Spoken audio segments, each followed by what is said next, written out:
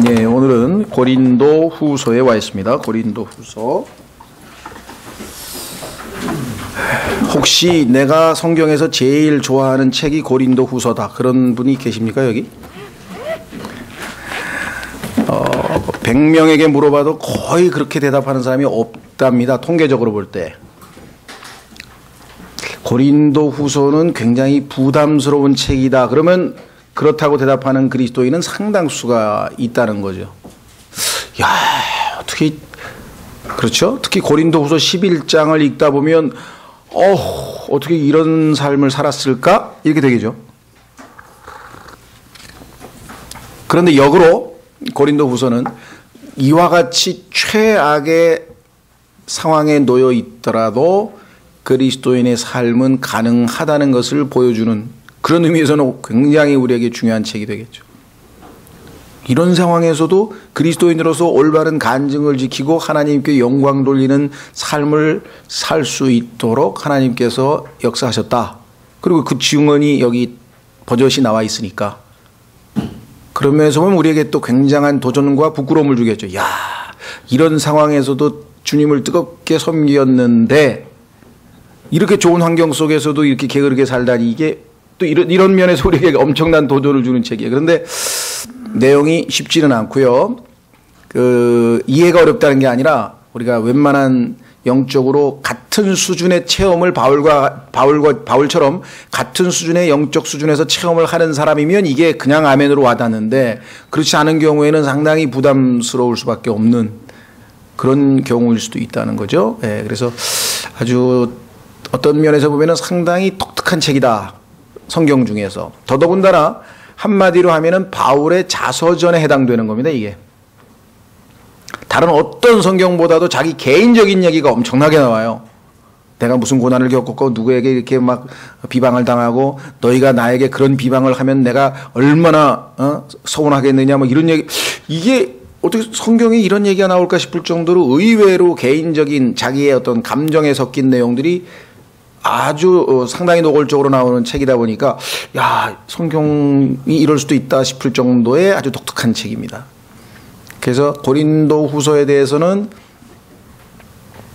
뭐 의도적으로 우리가 할 필요는 없지만, 어떤 사람하고 교제를 하는데 고린도 후서에서 자주 인용을 하고 고린도 후서에 있는 말들을 언급을 합니다, 본인들이. 그런데 그게 고린도 후서에 있는지는 잘 몰라요. 왜냐하면 고린도 후서는 고통과 어려움 속에 있을 때 주로 마음에 와닿고, 내용 자체가 고난 가운데서 겪는 일들이다 보니까 그런 상황에서 읽는 말씀은 우리에게 굉장히 오래 박혀 있습니다. 성경을 읽더라도 편안하게 뭐가 잘 풀릴 때 슬슬 읽는 거하고, 정말 고통 가운데서 뭔가 내 말씀을 필사적으로 붙들어야 되겠다는 상황에서 읽는 거하고는 다르잖아요. 그러다 보니까 많은 사람들이 고린도 후서에 나와 있는 것들을 인용도 하고 언급도 해. 그런데 본인이 이게 어디 있는지는 잘 기억을 못해. 왜 고린도 후서가 이렇게 인기 없는 책이다 보니까 묘한 책이죠. 그렇죠? 그뿐만 아니라 이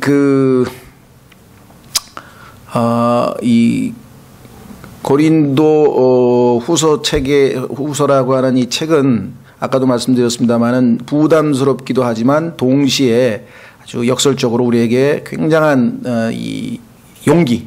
야, 그러면 나보다 훨씬 어려운 상황에서도 주님을 이렇게 승리하며 살았다면 지금 내가 있는 처지에서도 얼마든지 살 수 있구나. 그래서 고린도 후서는 어떤 상황에서 자기가 지금 어렵고 힘든 상황이지만 그래도 나는 주님을 섬기겠다라는 마음 자세를 가진 사람들에게는 아주 효과 있고 유익하고 아주 도움이 되는 책입니다. 그런데 나는 너무 힘들어, 이 상황에서 벗어나고 싶어, 이런 사람에게는 별 유익이 안 돼요. 왜? 고린도 후서는 하나님의 방식은 우리가 처해 있는 어려움과 환난과 고통과 괴로움 이런 것으로부터 벗어나게 하시는 게 아니라 그 가운데 그대로 놔두신 채로 우리를 위로하시면서 승리하도록 권능을 주시는 그러한 방식으로 해결하기 때문에, 당장에 지금 처해 있는 괴로움으로부터 벗어나고 싶은 사람일 경우에는 고린도 후서가 별 도움이 안 된다는. 그래서 상당히 여러 가지 면에서 아주 우리에게는 의미심장한 책이 이 고린도 후서다 이렇게 생각을 하시면 좋을 것 같습니다. 자, 그래서 고린도 후서에 지금 와 있는데요. 그래서 여러분들이 어떤 사람이 고린도 후서 얘기를 자꾸 하면 그 사람하고 같이 자주 친하게 지내면 좋아요. 왜냐하면 그 사람이 영적으로 상당히 충만한 상태에 있는 사람 아니면 고린도 후서 얘기 별로 안 하거든. 고린도 후서 얘기를 자꾸 하면 이 사람이 지금 영적으로 충만하구나, 같이 지내야 되겠다, 유익이 되겠다 이렇게 생각하시면 될 정도로 예를 들면. 자, 그래서 오늘 고린도 후서 교재로 한번 가보겠습니다. 말씀드린 것처럼 한마디로 사도 바울의 자서전에 해당된다라고 말씀을 드렸고요. 그래서 주님을 위해서 전적으로 헌신한 사람이 겪게 되는 여러 가지 시련이 상당히 자세히 묘사되어 있는 책이다. 그런 특징이 있고요. 고린도 전서와 대비를 해보면 고린도 전서는 한마디로 하면은 교회의 지체들이 무질서한 행동을 할 때 어떻게 하나님께서는 처방하시는가, 이런 내용이 들어있는 게 고린도 전서예요. 반면에 고린도 후서는 한마디로 하면 우리가 살고 있는 이 마지막 시대, 라오디게아 시대가 겪는 아주 독특한 특정한 한 이단이 하나 있는데, 그것은 뭐냐, 한마디로 하면 이익이 경건이다. 다시 말하면 내가 지금 나에게 항상 좋은 일만 생긴다, 만사가 형통하고 있다, 그러면 내가 지금 영적으로 굉장히 성장한 사람이다 라는 등식을 갖고 있는 사람들, 이게 성경과는 반대 얘기라는 거죠. 오히려 고난을 많이 당한 사람일수록 하나님께서 더 그 사람을 통해서 일을 하실 수 있는 준비를 갖춘 거예요. 그런 의미에서 봤을 때는 이 요즘에 인기 있는 그런 소위 말하면 이런 걸 갖다 우리가 보통 만사형통복음이라고도 하고 뭐 약간 이 기복신앙이라고도 여러 가지 형태로 하죠. 그것과는 고린도 후서는 정반대의 이야기를 우리에게 해주고 있다라고 하는 것이죠. 그래서 어떤 사람이 물질적으로도 풍요하고 건강도 하고 자식도 문제도 없고 하여간 모든 만사가 형통하고 저 사람은 아주 신앙 좋다라고 생각하는데 성경은 그 반대일 경우가 훨씬 많다는 거죠. 그렇다고 해서 하나님께서 무슨 물질 축복을 주고 뭐 잘 되게 해주는 것 자체를 난 그런 거 싫다 하고 거부할 이유는 없죠. 그거는 또 잠언에 말씀한 것처럼 지나치게 의인이 되지 말라. 하나님이 주시는 축복은 받아야 되겠지. 그러나 그것이 곧 내가 영적으로 하나님 앞에 대단히 뛰어나기 때문에 주시는 거라고 생각하면 안 되고, 세상 말로 이게 웬 떡이냐, 이게 하나님이 나를 왜 이렇게 은혜를 베푸실까, 나는 자격이 없는데, 그렇게 생각하셔야지. 그렇죠? 네. 자, 그래서 이 그리스도를 가장 잘 따르는 자로서 하나님께서 기록하기를 내가 그리스도를 따르는 것처럼 너희는 나를 따르라 라고 말하도록 성경에 기록하라고 시킨 사람이야.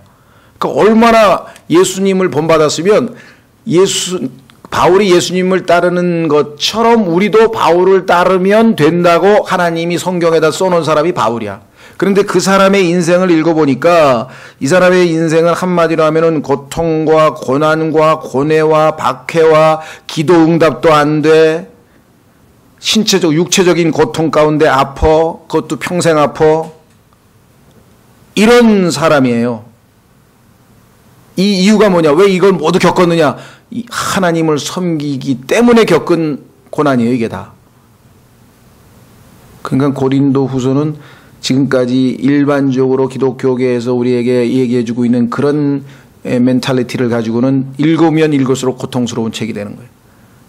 그러나 자세가 교정이 돼서 하나님 앞에 하나님의 뜻이 무엇인지를 바로 알고 고린도 후서를 읽게 되면 크게 유익을 얻을 수 있는 책이 되겠죠. 자, 그래서 고린도 후서 1장 8절 한번 보겠습니다. 고린도 후서 1장 8절에 보면 바울이 겪은 고난을 아주 이렇게 묘사하고 있네요. 고린도후서 1장 8절에 형제들아 아시아에서 우리에게 닥친 우리의 고난에 대하여 너희가 모르기를 우리가 원치 아니하노라. 우리가 힘에 겹도록 한량없이 눌려 심지어 생명까지도 단념하고 우리 속에 죽음의 선고를 받았으니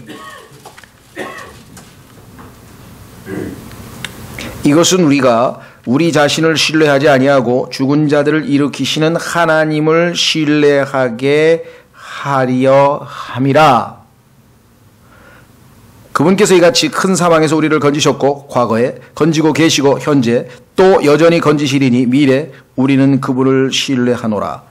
이것이 고린도후서를 제대로 배운 사람이 마음속에 결단하는 결단이 될 것입니다. 고린도후서 1장 17절이. 그렇죠?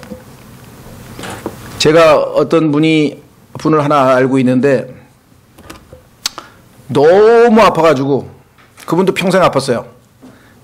평생 몸이 약하고 평생 아팠는데 하여간 뭐 그걸 고쳐보려고 안 해본 게 없어. 근데 마침 또 그분에게는 좀 경제적인 여유가 있어가지고 하여간 막 비싼 그런 걸 다 먹어봤대요. 그래가지고 저기 그 뉴스타트라고 해가지고 이상구 박사가 하는 그 위마라 그래가지고 저 LA인가 거기 가면은 뭐 하는 거 있잖아요. 한 달 프로그램 하는 거. 그거 뭐 몇백만 원씩 주고 가서 그거 했지. 또 10년간을 한 달에 100만 원씩 들여서 온갖 좋다는 모든 건강식품을 다 먹었어요. 진짜로. 그렇게 돈이 있으니까 한 달에 100만 원씩. 그래서 웬만한 그 사람보다 더 잘 알아.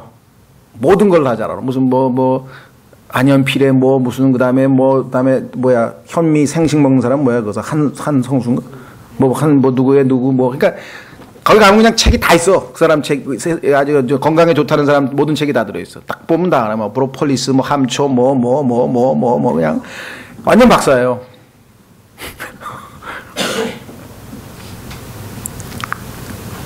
그분이 너무너무 고통스러워가지고 나중에 죽기 직전에 하나님 성경이나 한번 읽고 하나님 품에 가게 해주십시오. 이렇게 하고선 성경을 읽으려고 읽다가 읽는 도중에 이제 구원을 받았어요. 뭐 가톨릭 신자였는데 가톨릭 신자로 구원을 못 받았는데 그래도 하나님을 믿었으니까 하나님 존재는 믿었으니까 그래서 구원을 받고 나서도 그 사람이 그러면은 다 치료됐느냐?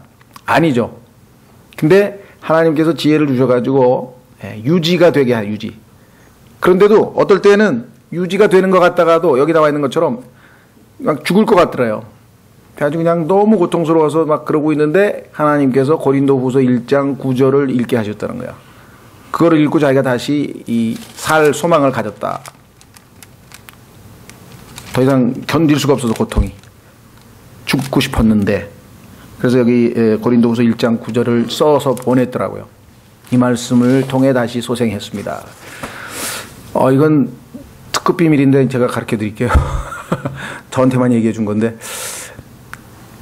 온갖 것을 다 먹어도 싹 다 치웠대요. 그건 인간의 아주 잔머리 굴리는 거기 때문에 자기가 가르쳐 준 방법으로 해서 암 고친 사람도 많대. 방법은 너무나 간단해. 첫째, 성경을 하루에 1시간씩 읽어야 돼. 둘째, 찬송을 부르면서 가능하면 숲속이나 하여간 뭐 하나님의 꽃이든 하여간 좀 하나님께서 만드신 그 창조물을 보면서 찬송을 하면서 1시간씩 걸어야 돼. 1시간을 걸어야 돼. 7km, 1시간. 땀이 좀 날 정도로. 셋째, 현미를 꼭꼭 씹어 먹어야 돼. 그 세 개를 하나님이 지혜를 주셔서 그 건강식품이 뭐고 싹 끊고 아무것도 안 먹고 약도 안 먹고 그거 세 가지만 해서 지금까지 죽지 않고 살아있다고 그러더라고요. 건강을 어느 정도 유지하면서. 그래서 자기 주변에 있는 사람들한테 뭐 암 걸린 사람 이런 사람한테 나는 별거 다 해봐도 효과를 못 봤는데 이 세 가지가 유일하게 나에게 건강을 줬다. 그랬더니 그 말 듣고 따라서 한 사람 중에서 암 고친 사람이 몇 명 있다 그러더라고요. 뭐 그분 간증이니까 뭐 여러분들이 참조를 하시고. 자, 어쨌거나 제 얘기가 좀 빗나갔네. 제가 이 고린도 후서를 읽다 보니까 그 사람 생각이 나가지고. 자, 그래서 교재로 갑니다. 이제 고린도후서. 바울이 기록해 보낸 고린도 전서는 전반적으로 좋은 성과를 얻었습니다. 15가지의 교회의 문제를 쫙 지적을 했어요. 그래서 하나님이 여기에 대해서 어떻게 생각하신다고 처방전을 답변을 다 해주었더니 그 중에서도 지적받은, 책망받은 것들을 가지고 그 중에 회개하면서 뭔가 결과가 나왔어. 참 얼마나 감사한 일입니까? 그렇죠? 형제님, 지난주 설교를 듣고 제가 하나님 앞에 회개했습니다. 이런 반응이 나오면 얼마나 좋겠어요? 그러죠? 예. 근데 지난주 설교 듣고 실족해서 딴 교회로 갈랍니다. 그럼 이게 이제 하여간 또 어떤 분은 혹시 지지난주에 하신 게 절 두고 설교하신 건 아닌가요? 막 이런 분도 있어. 그건 나한테 얘기할 게 아니라 하나님께 감사해야지. 자기한테 마음에 와닿았으면 그걸 어떻게 알겠어요? 그렇죠? 예. 어쨌거나 하여간 고린도 전서를 통해서 고린도 교인들이, 그리스도인들이 하나님께서 바울을 통해서 우리가 잘못한 것을 지적하시는구나 하고 그래서 성과가 있었어요. 예를 들면 그 부도덕한 형제는 교제로부터 축출되었는데 너희가 그런 극도로 부도덕한 짓을 한 사람을 어떻게 교회에 그대로 놔뒀느냐. 당장 그들 분리하고 쫓아내라. 그랬더니 쫓아냈어요. 실제적으로. 그랬더니 그 사람이 또 깊이 있게 나가서 회개해서 교회에서 쫓겨난 다음에 그런 아주 이 열매가 있었고요. 그럼에도 문제는 어디 있냐. 교회 안에서 목소리를 내고 있던 소수의 사람들은 여전히 바울을 대적해 분쟁을 야기시키고 있었습니다. 속된 말로 지가 뭔데 뭐 콩나라 뭐 나라 하냐, 왜 남의 교회에 뭐 문제에 간섭하냐, 뭐 이런서부터 시작해가지고 여러 가지 불만이 있었겠죠. 그 중에서도 아니 와보니까 뭐 말도 잘 못하대. 말도 떠듬떠듬대고. 그런데 왜 이렇게 또 편지는 세게 써는 거야? 뭐 이렇겠죠. 불평이라는 게 뻔하잖아요. 특히 사도직에 대해서 의문을 제기한 거예요. 뭐 멋있게 생기고 뭐 얼짱이 되고 키도 크고 그냥 막 뭐 그래야지만 이게 무슨 설교도 멋있게 하고 이래야만 사도직이 아닌데, 이 고린도 사람들은 워낙 영적으로 유치하고 어리다 보니까, 육신적이다 보니까 그런 것도 없는 사람이 뭐 아주 키도 쬐끔해가지고 그냥 얼굴도 못생기고 뭐 그런 사람이 와가지고 말도 더듬더듬대면서 사도라 그러는 거야 이거. 이렇게 얘기가 나온 거예요 지금 여기. 이들은 바울의 사도직에 도전하고 그를 비방하는 공격을 일삼고 있었습니다. 어떤 내용이냐. 첫째, 그들은 바울이 변덕스럽다. 왜? 온다 그러더니 왜 안 오는 거야. 사정이 생겨서 못 갔는데 온다 그러더니 안 온다. 변덕스럽다. 그리고 교소했고, 교만하고 자기 자랑을 한다 라고 고소했고, 나약하고 외모가 혐오감을 준다 고도했고, 정직하지 못해. 여기 성경 구절은 나중에 찾아보세요. 얼마나 개인적인 얘기들이 많이 나오는가. 이런 교회들이 뭐 많죠. 교회 안에서 그냥 막 목사가 목소리만 커가지고 시끄러워. 귀가 따갑네 정말. 뭐 이런 사람도 있고, 아니 뭐 졸리게 왜 들리지도 않게 얘기하는 거야. 뭐 이런 사람도 있고. 어디다 맞추라고, 어디다가. 그렇죠? 이 사람들이 약간 별의별 얘기를 지금 바울에게 하는 거예요. 정직하지 못하다고도 했으며 심지어는 거의 미쳤다고도 했습니다. 그래서 바울은 내가 미쳤어도 너희를 위해서 미쳤고, 내가 미쳤어도 하나님을 위해서 제대로 미쳤다.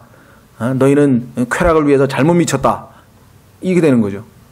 이 세상에서 뭔가 하나 미쳐서 산다는 거는 좋은 얘기로 하면 거기에 집중한다는 얘기고, all in 한다는 얘기고, 열심히 한다는 얘기고, 좋은 거죠. 문제는 제대로 미쳐야지. 이상하게 미치면 안 되는데. 바울은 자신을 폄하하는 자들을 따뜻하고 열정적인 말, 따뜻하게 감싸면서도 핵심적으로 그 사람들의 잘못을 정확하게 지적해냈어요. 이게 쉽지가 않죠. 이게 하나님이 주신 지혜가 아니면, 따뜻하게 해주면 옹야옹야 다 받아가지고 저거 괜히 겁먹었나 본데 이렇게 생각한다고 또. 그런데 너무 강력하게 얘기하면 무슨 목사가 사랑이 없고 저게 뭐야 저게 뭐 또 이런단 말이에요. 그 바울은 지혜롭게 상처를 입히지 않으면서도 정확하게 그 사람들의 죄를 지적을 했어요. 이건 주님이 주신 아주 지혜죠. 그렇죠? 그래서 이 솔로몬도 딱 보니까 하는 행동마다 이거 그래가지고 사람들이 다 놀랬잖아요. 오, 저 사람에게 하나님의 지혜가 있구나. 하나님의 사람 맞다. 오, 저 사람이 저렇게 일을 지혜롭게 처리할 수가, 이렇게 된 거죠. 바울의 모든 서신들 중 이 서신이야말로 이 위대한 사도의 인격, 사람됨, 인간됨됨이를 가장 자세히 들여다볼 수 있는 것이라고 할 수 있습니다. 그래서 어떤 분은 고린도 성도들에게 비록 말썽을 많이 폈지만 감사하다 그러더라고요. 왜? 그 사람들 아니었으면 고린도 후서를 못 읽을 뻔했잖아. 그 사람들 덕분에 바울이 그냥 그래 내가 내 자랑 좀 하마 하면서 막 자기의 속에 있는 걸 다 쏟아놓은 거 보니까 어휴 그 사람 공로가 크다 뭐 그런 사람들도 있어요. 뭐 결과적으로 그래 결과적으로 자, 고린도전서, 고린도후서를 우선 비교 좀 하고 넘어갑니다. 고린도전서는 교회 생활의 특성과 상태에 대한 통찰을 했죠. 교회 생활에서 있게 될 여러 가지 문제점. 고린도후서는 사도 바울의 개인 생활에 있어서의 특성과 상태를 통찰했죠. 두 번째, 고린도전서는 객관적이며 실적입니다. 반면에 고린도후서는 주관적이고 개인적인 얘기가 너무너무 많아요. 세 번째, 고린도전서는 신중하게 교회의 문제점을 지적하고 답변을 하나님께서 주신 것을 제시했어요. 고린도후서는 아주 열정적으로 자기를 방어하기도 하고 질책하기도 하고 경고하기도 하고 호소하기도 하고 상당히 어떤 그런 면에서 아주 그런 접근법을 썼죠.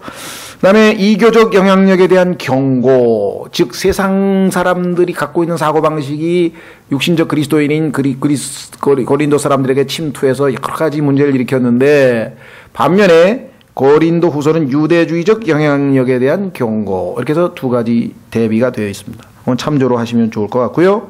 자, 그러면 고린도 후서 분석은 한번 읽고 뒤에 가서 설명을 한번 듣고 난 다음에 다시 앞으로 돌아오겠습니다. 도입은 뭐 어느 인사말이나 비슷하고요.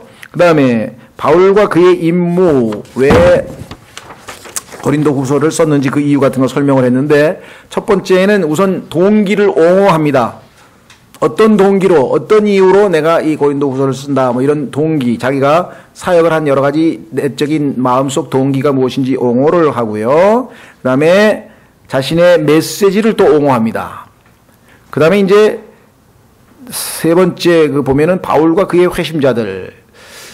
자, 바울이 복음을 전해서 구원받은 사람들 중에서 지난번 고린도 전서를 듣고 고린도 전서를 받아 읽고 상당히 호감적으로 반응하면서 참 하나님이 귀히 쓰시는 형제다 하면서 자신의 마음을 돌이켰던 그런 일종의 친구들이라고 해당하는 사람들이죠. 그 사람들과의 관계에 있어서는 첫째는 신실한 동반자다. 함께 주님의 사역을 하는 동반자 관계다. 요즘에 한국하고 우리나라, 미국하고 동반자 관계 이런 말 많이 쓰시죠? 그런 것. 그 다음에 두 번째는 복음 안에서 재정적으로도, 물질로도 서로 동반자 관계를 맺고 있는데, 그래서 아주 참 우리에게는 친밀한, 좋은, 읽기에 편안한 내용들이겠죠. 그런데 그 다음에 보면 바울과 그의 비판자들에 대한 이야기가 나오는데, 비판자들은 바울의 외모, 여기서 외모란 말은 person이란 말은 단순한 겉모습만 얘기하는 게 아니라 그의 언행, 그의 스타일, 이런 외적인 여러 가지 조건들을 갖출 때 우리가 하나님께서도 그러죠. 외모를 판단하지 말라. 외모로 판단하지 말라는 얘기는 얼굴 모습에 대한 얘기만은 아니라는 것 여러분 잘 아시죠. 근데 번역을 어찌할 수가 없어요. 이 번역을 외적으로 그가 갖추고 있는 여러 가지 조건들, 그 중에는 외모도, 얼굴의 모습도 포함될 거 아니에요, 예를 들면. 근데 이제 이걸 대표해서 그냥 일단, 번역이 이미 성경 용어로 굳어져 버렸어요. 하나님께서는 외모로 사람을 판단하지 말라 그러신 얘기를 성경에 누차 열몇 번 나올 거예요, 아마. 그 다음에 바울의 입증된 사도 직분. 너희가 내 사도 직분에 대해서 의심하는데, 그렇다면 내가 이러한 이유로 분명히 하나님의 사도임을 밝혀두고 내 입에서 나간 말들이 하나님께서 하신 말임을 인정하라. 이러면서 단호하게 얘기하고 있고요. 마지막 세 번째는 열정적으로 호소합니다. 단순히 자기를 그냥 입증한 게 아니라 정말 같은 형제로서 우리가 하면서 이제 이 감정에 호소하는 호소가 있고요. 그 다음에 맨 마지막에 결론이 있습니다. 자, 그래서 그 뒷부분에 이 설명을 좀 먼저 한번 읽고 그 다음에 다시 돌아와서 자세한 분석을 해보도록 하겠습니다. 우선 바울은 그리스도를 위해 많은 고난을 당했습니다. 이 내용이 이제 1장에 주로 많이 나오죠. 이 고난을 통해서 하나님께서는 어떻게 권능 있게 이들을 사용하셨는지도 나오고, 이 고난을 통해서 어떤 유익을 얻었는지도 나오고, 그래서 상당히 고난이 가져다 주는 것들에 대한 것을 배울 수 있습니다. 이 서신서에서 바울은 자신이 겪은 일들이 자신의 순전함을 입증한다고 거듭 호소합니다. 자기가 고난당하고 겪은 모든 일들로 볼 때 오히려 자기는 분명히 하나님의 사도가 맞다. 그렇지 않은 사람들, 예수 그리스도 믿으면 만사가 영통이 되고 모든 일이 잘 풀린다, 이렇게 하는 사람들은 오히려 너희를 속이는 거다, 이렇게 지금 얘기를 했죠. 바울은 고린도 사람들에게 그가 약속했던 방문이 늦어진 이유를 설명하면서 변덕스럽다, 온다 그러더니 안 왔다 이랬는데, 이유가 뭐냐, 자신이 변덕스러워서가 아니라고 변명합니다. 사도 바울이 고린도 방문을 연기한 것은 그가 고린도 사람들을 마음 상하게 하고 싶지 않았고, 생각해 보세요. 고린도 전서에서 강력하게 그 교회가 잘못된 것을 책망하고 지적을 했는데 그때 가서 얼마나 서로가 어색하겠어요. 그렇잖아요. 자신은 지금 주 안에서 자기가 복음을 전해서 구원받고 지금 양육하고 성장하는 그 성도들과 기쁜 마음으로 만나서 정말 기쁘게 형제로서 교제하고 싶은데, 그 사람들이 고린도 전서를 통해서 어느 정도 회개가 되고 마음이 가라앉고 정말 다시 영적으로 회복된 상태에서 만나야지 교제를 하지, 잔뜩 지금 야단 맞고 얼굴이 이렇게 퉁퉁 부어있는 애하고 친구가 놀자 그러면 놀겠어요? 그렇죠. 어린애가 엄마한테 잔뜩 야단 맞아가지고 지금 방에 처박혀 있는데 친구가 찾아오면 안 만나려고 그럴 거 아니야. 기분이 안 좋으니까. 그러니까 바울도 지금 가는 거는 별로 유익하지 않겠다 싶어서 사실은 안 간 건데, 이 사람들은 또 그걸 핑계 잡아가지고 온다 그러더니 뭐 안 온다더니 이게 뭐야 이게 뭐 이러는 거지. 지금 꼬투리 잡기 시작하면 끝도 한도 없겠죠. 그래서 일단 변명을 했어요. 더더구나 그의 방문이 고통스러운 방문이 되기를 원치 않았기 때문이었습니다. 어떻게 형제를 만났는데 고통스러운 상황을 맞이한다는 게 얼마나 불편한 관계냐. 그러니까 바울은 내가 너를 만났을 때 기쁘게 만나고 싶어서 너희가 빨리 하나님 말씀에 내적 역사로 말미암아 변화된 모습으로 만나고 싶다. 그런 내용이겠죠. 그래서 바울은 교회에서 축출되었던 형제가 회개했다는 소식에 얼마나 기뻐했는지, 내가 너무 세게 얘기하지 않았나고 내가 막 고민도 괴로웠는데 그 형제가 회개했구나. 그래서 그를 용서하고 다시 교제 안으로 받아들이도록 권면했어요. 진정으로 회개했다니 그렇다면 그에게 다시 돌아와서 교회 생활을 하도록, 진정한 성도로 다시 출발하도록 그렇게 허락하라. 그는 지난번에 첫 번째 서신은 그들이 바울의 사도로서의 권위에 순복하는지를 보기 위한 테스트였음을 설명합니다. 지난번에 그 교회에 대해서 소식을 들었어. 보았더니 뭐 다투고 하여간 엉망진창인 소식을 들어서 도저히 안 되겠다 싶어가지고 과거에 했던 질문도 있고, 그러니까 하나님께서 바울의 마음을 감동시켜서 이제 고린도전서를 써서 보내기는 보냈는데, 그때 이들이 과연 내가 사도로서 자신들에게 복음을 전해서 영적인 아비라는 것을 인정할까 하는 것을 확인해 보고자 썼었다. 그리고는 그는 타오르는 열정으로 사도 직분의 영광스러움에 대해서 얘기합니다. 여기에 보면 모세의 율법의 사역과 자신의 영의 사역이 얼마나 다른가를 강력하게 얘기합니다. 모세의 율법의 사역도 얼마나 영광스러웠느냐, 그의 얼굴에서 빛이 나지 않았느냐. 그런데 죽은 의문의 사역도 그랬다면은 그 영광은 조금 있다가 얼마 있다 사라져버렸잖아요. 모세의 얼굴에 빛나는 거는 일시적인 현상이었잖아요. 근데 바울의 영광은 영원토록 빛날 영광이니 하면서 두 가지 사역의 차이점, 구약과 신약의 차이점을 쫙 설명하면서, 그렇죠? 고린도 성도들이야말로 자신이 사도임을 입증하는 살아있는 증거라고 말합니다. 너희가 지금 하나님 안에서 이렇게 신앙생활하고 있는 것 자체가 내가 복음을 전한 것이 효과가 있었으니까 지금 구원을 너희가 받았고 등등등을 이야기하죠. 자, 놀라운 사실은 바울이 전한 복음은요, 극렬한 반대자들이 있었음에도 불구하고 그 상황에서 바울은 최악의 상태로 육신적 영적으로 약한 상태였는데도 불구하고 하나님의 권능으로 이루어진 그러한 놀라운 영광스러운 직분이었다, 이렇게 얘기를 하죠. 자, 밑으로 계속해서 바울은 고린도 성도들이 복음 안에서 신실하게 동역해 준 것에 감사하고 자신의 마음이 늘 그들을 향해 완전히 열려 있음을 확실히 약속합니다. 너희가 이렇게 나하고 함께 동역한 것, 또 이렇게 권면한 편지를 수용한 것에 대해서 고맙게 생각한다. 그러면서 그는 그들로 세상으로부터 성별된 삶을 살 것을 촉구하고, 그래서 고린도후서 7장에 보면은 세상과 구분된 삶을 살 것을 다시 한번 강조하는 내용이 나오죠. 비록 그것이 우리에게 고난을 가져다 줄지라도. 그 다음에 다시 한번 그가 사용했던 날카로운 언어에도 불구하고 그는 여전히 그들을 깊이 사랑하고 있다는 것을 그들에게 확신시키고 있습니다. 책망을 할 때는 어투가 책망하는 어투일 수밖에 없겠죠. 그렇죠? 네. 그래서 어린 자녀들이 아버지가 평소 때 이렇게 부드럽게 하던 얘기가 아니라 갑자기 말투가 달라지면서 큰 소리로 야단을 또박또박 치고 그러면은 막 당황해하죠. 그렇죠? 이렇게 이쁘다 그러면서 부드럽게 얘기하던 사람이 막 그러면 당황해 하듯이 그래가지고 막 굳어버리잖아요.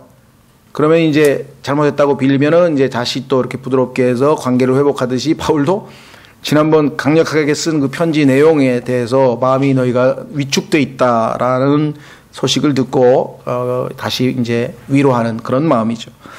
뒤이어 그는 그들의 재정 지원에 대해 언급하면서 그리스도인들이 돈에 있어 어떻게 청지기로서 살아야 하는지에 대해 명백한 어조로 설명합니다. 그래서 이 고린도후서 8장과 9장은 성경에서 그리스도인의 소위 말하면 돈과 관련돼서 그리스도인이 어떤 자세로 어떤 마음으로 살아야 되는지를 가르쳐주는 아주 핵심적인 장입니다. 고린도후서 8장 9장이 아주 실질적인 교훈을 우리에게 주고요. 그래서 다른 어려운 사람들에게 늘 우리가 이 관심을 갖고 돌봐야 된다 이렇게 얘기를 하고 있죠. 끝 부분에서 바울은 자신의 외모에 대한 상당히 많은 언급을 합니다. 여기서 외모라는 것은 말도 더듬고 예를 들면 뭐 포함 다 해서 외적인 여러 가지 조건들, 그런 단순히 외모가 좋아 보이는 것 이상의 뭔가를 자신이 지니고 있다고 생각합니다. 너희가 존경한다는 그 사람들 말주변도 좋고 뭐 학문도 좋고 뭐 그런 것들을 너희들은 굉장히 높이 평가하는 모양인데 하나님은 그런 게 평가가 대상이 아니고 오히려 영적인 힘이 있어야 돼요. 영적으로 하나님의 말씀의 능력이 있어야 되고, 그 다음에 우아하게 정말 이 거칠거나 너희들을 속이는 그런 비열한 방법이 아니라 우아하고 아름다움이 있어야 되고, 그 다음에 믿음의 분량에 있어서 그 사람들과 나를 비교해봐라. 고난 가운데에서도 주님을 신실하게 섬긴 나하고 너희들을 이용해가지고 아주 어떻게든지 자기들의 명예를 드높이려고 그런 수법을 쓴 사람들하고 어떻게 구분을 그렇게 못하느냐, 사람을 어떻게 그렇게 못 알아보느냐 하면서 야단을 치는 내용이 나온단 말이죠. 예. 자, 그런 자랑코자 하는 자는 주를 자랑하라. 왜? 자기 자신을 추천하면서 저는 말씀이죠. 그 유명한 대학을 졸업하고 대학에서 박사학위를 따고 그 큰 교회에서 초빙을 받아서 몇만 명을 앞에 놓고 10년간 설교하고 이러던 사람입니다. 하고 이렇게 와 대단하네. 와 대단하네. 바울은 얼굴도 외모도 그렇고 말주변도 그렇고 고생만 직살나게 하고, 예를 들면 이게 저 사람 하나님이 안 쓰는 사람, 어떻게 너는 판단이 그러냐. 하나님의 기준은 그게 아니다. 그 사람이 외모가 아니라 말의 능력, 하나님의 말씀에 권능이 있는지 한번 보라 이게. 그 사람 복음 전했는데 회개하고 구원 받은 게 있느냐 이게. 그 사람이 설교했더니 회개하고 사람이 변하는 게 있느냐 이게. 그거 하나도 없는데 말만 바짝하게 멋지게 하고 그런 거 어떻게 넌 그런 걸 평가하느냐, 이렇게 된 거예요. 그럼 오늘날 우리에게도 뭐 직접적으로 다 해당이 되는 말이겠죠. 자, 그래서 여기 보면 아주 거짓 교사, 거짓 사역자들, 이런 사람들에 대해서 그 사람들 그냥 내 설교 듣고 우리 교회만 오십시오. 회사가 잘 되고 자식이 잘 되고 만사가 형통됩니다. 이런 거짓 복음에 속아가지고 탁 글로 가버리면 정말 바울이 얼마나 마음이 답답하고 안타까웠어. 그래서 그런 사람들 염려하느라고 막 애가 타고 막 속이 타고 스트레스를 받고 막, 바울뿐만 아니라 이 미국에도 우리나라도 그 목사들의 90%는 다 위장병이 있어요. 위염 아니면 위궤양이야 다. 밤낮 스트레스 받는 거야. 그렇죠. 그래서 큰 교회 분들은 어떻게 살아가는지 모르겠어요. 100명만 됐어도 이게 지금 100명의 문제만 해도 이게 뭐 굉장히 지금 스트레스가 가중이 될 텐데, 뭐 목사가 많겠죠. 뭐 1000명인 교회는 목사가 10명쯤 되면 100명씩 나눠서 지면 되겠지만, 어쨌거나 바울은 그러니까 막 여기 고린도 교회에서 무슨 문제가 터졌습니다. 갈라디아에서 막 율법주의가 난무하고 있습니다. 에베소에서 뭔 문제가 터졌습니다. 그냥 이게 지금 그러니 교회들을 위한 염려로 내가 확인해 보겠습니다. 고린도후서 11장으로 가면 바울이 막 그러니까 이 상황에서 신앙생활을 훌륭하게 했다. 정말 바울이 대단한 게 아니라 하나님이 대단하신 분이지. 그렇죠? 고린도후서 보세요. 고린도후서 18절. 많은 사람이 육체를 따라서 자랑하므로 나도 자랑하겠노라. 그 사람들이 뭐 했고 자꾸 자랑하는데 할 수 없다 이게야. 19절 너희가 스스로 지혜로움으로 어리석은 자들을 기꺼이 용납하며 또 어떤 사람이 너희를 속박하거나 너희를 삼키거나 너희에게 빼앗거나 에게서 빼앗거나 스스로를 높이거나 너희 얼굴을 칠지라도 너희가 용납하는다. 그냥 외모로 밀어붙이는 사람한테는 그냥 절절 기는 거야. 고린도 교회 사람들이. 그래서 바울을 대할 때는 너무 거칠고 아주 형편없이 대하고 21절 나는 마치 우리가 약한 자들로 지내온 것처럼 비난하는 것에 대하여 말하노라. 그러나 누가 무슨 일에서든지 담대하면 내가 어리석게 말하거니와 나도 담대하니라. 첫째, 그들이 히브리 사람이냐? 나도 그러하며 그들이 이스라엘 사람이냐? 나도 그러하며 그들이 아브라함의 씨냐? 나도 그러하며 그들이 그리스도의 사역자냐? 내가 어리석은 자처럼 말하거니와 나는 더욱 그러하도다. 그들이 사역과 내 사역을 한번 비교해봐라. 누가 진짜 사역자인가? 내가 수고를 더욱 넘치도록 하고 그 사람들보다 더 많이 수고하고 매도 지나치게 맞고 감옥에도 더 자주 갇히고 여러 번 죽을 뻔하였으니 내가 유대인들로부터 40에서 하나 뺀 매를 5번 맞았으며 3번 몽둥이로 맞고 1번 돌로 맞고 3번 파선을 당하여 한 밤과 한 낮을 기쁨 속에 있었으며 자주 여행을 하면서 물들의 위험과 강도들의 위험과 내 동포로 인한 위험과 이교도들로 인한 위험과 도시에서의 위험과 광야에서의 위험과 바다에서의 위험과 거짓 형제들 가운데서의 위험을 당하였고 또 지치고 아프고 여러 번 밤을 새우고 굶주리고 목마르고 여러 번 금식하고 추위를 당하고 헐벗었노라. 그 사람들은 어떻게 사느냐 얘기야. 허위 허식하고 잘 먹고 좋은 차 타고 다니고 신나게 돌아다니고 야 28절 밖에 있는 그 일들 외에도 이런 일들 말고 또 나를 짓누르는 게 뭐예요? 날마다 내게 닥치는 것이 있으니 곧 모든 교회를 위하여 염려하는 것이라. 이 교회에서 이런 문제가 생겼구나. 저 교회에서 이런 문제가 어떤 분들은 쭉 읽다가 야, 목사 되면 큰일 나겠다. 이거 이렇게 살면 어떻게 살지? 그게 잘못된 관점에서 본 거고요. 이런 와중에서도 이렇게 담대하게 글을 쓸 수 있다니, 야, 이런 하나님은 진짜 한번 믿어볼 만한데? 대단하신 분이구나. 이렇게 나와야 되는데, 마귀는, 야, 너 엄두 내지도 말아라. 이렇게 네가 어떻게 사냐, 너. 지레 겁을 먹이는 거죠. 그러죠? 자, 여기 보시면 모든 교회를 위하여 염려하는 것이라. 자, 다시 돌아갑니다. 브리트물로. 뒤이어 바울은 다른 예수, 다른 영, 다른 복음에 조심하라는 경고를 합니다. 영적 분별력이 없으니까요. 예수 얘기만 하면 그냥 무조건 성령 하면 악령인지 성령인지 구분도 안 하고 무조건 복음하면 그게 가짜 복음인지 진짜 복음인지 그것도 안 가리고 무조건. 그러니까 정신 차리라고 가르쳐 주는 거죠. 그는 자신이 어떤 사도들보다 뒤지지 않음을 언급하면서 자신의 사도직을 확고히 합니다. 그는 자신이 그리스도를 위해 겪은 많은 고난들을 간략하게 언급하고 지금 읽었잖아요. 쫙. 자신이 본 하늘의 환상을 묘사하면서 12장에 가면 이제 자신이 셋째 하늘에 끌려 올라갔던 체험을 얘기하면서 그것이 너무도 엄청나서 주께서 자신에게 육체의 가시를 허락하셔야 했음을 언급합니다. 일종의 예방주사예요. 왜? 너무나 엄청난 체험을, 하늘의 영적인 체험을 하니까 너무나 엄청난 진리를 하나님이 바울에게 계시해 주니까 인간이라면 당연히 교만해질 수밖에 없는 거야.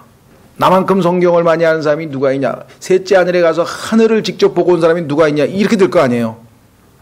그래서 요즘에 보면 막 그런 책 쓰잖아요. 뭐 하늘로, 그 사람들은 갔다 오지도 않았어. 마귀에게 속아서 어디 이상한 데 갔다 왔는데 하늘 갔다 온 것처럼 말도 안 되는 걸 써놓고서는 무슨 막 책을 팔아가지고 돈을 벌려고. 왜 그러는 거야 도대체?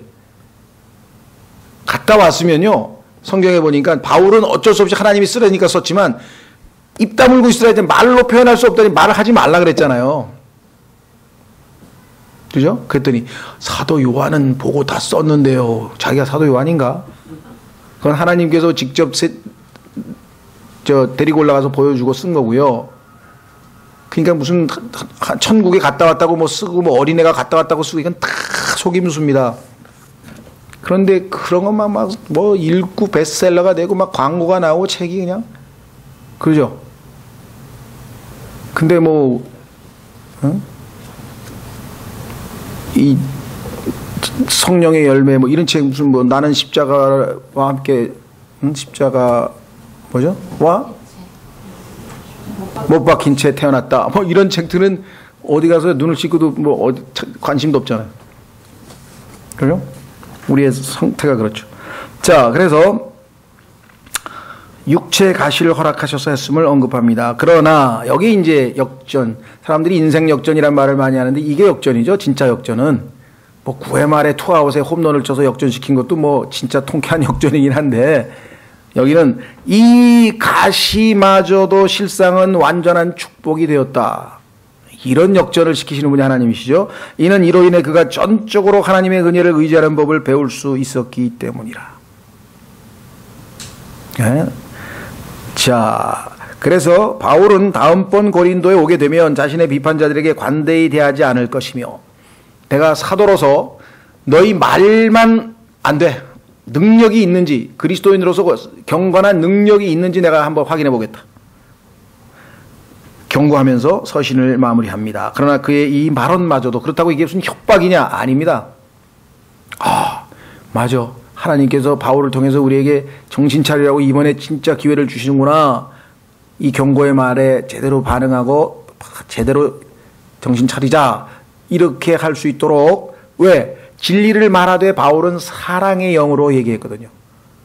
그게 에베소서 4장 15절에 나와 있는데, 오늘날 설교 잘하는 사람 많습니다. 수룩합니다.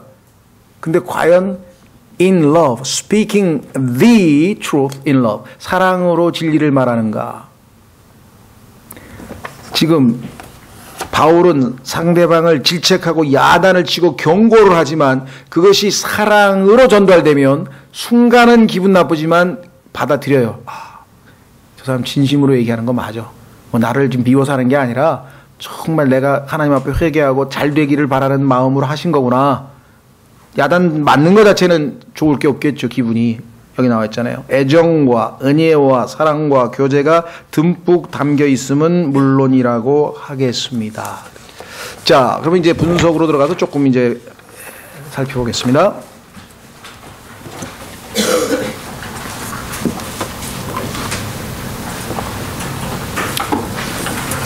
그 전에 고린도전서 1장으로 가서 11절까지, 1장 1절서부터 11절까지가 그리스도인의 신앙생활에 어떻게 보면 뭐라 그러나요? 헌장, 신앙생활의 헌장과 같은 역할하는 아주 위대한 내용이 들어있었어요. 그래서 아주 고린도후서의 가르침 중에서 여러 교훈들 중에서도 가장 첫 번째로 꼽을 수 있는 것 중에 하나가 1장 1절서부터 11절까지 들어있습니다. 한번 확인하고 그 다음에 시간에 적절하게 맞게 한번 분석해 보겠습니다. 자, 1절, 2절은 뭐 여러분들이 너무나 잘 아는 거니까 인사말입니다. 그렇죠? 편지하노니, 거기까지는 뭐 시간상 생략하고요. 3절부터 하나님 우리 아버지와 주 예수 그리스도로부터 은혜와 평강이 너에게 있기를 원하노라. 여러분이 은혜를 받기를 원하고 마음이 평안하기를 원합니까? 그 두 가지는 다른 어떠한 곳에서도 나올 수가 없어요. 출처가 하나님과 예수 그리스도 이외에는 나올 수가 없습니다.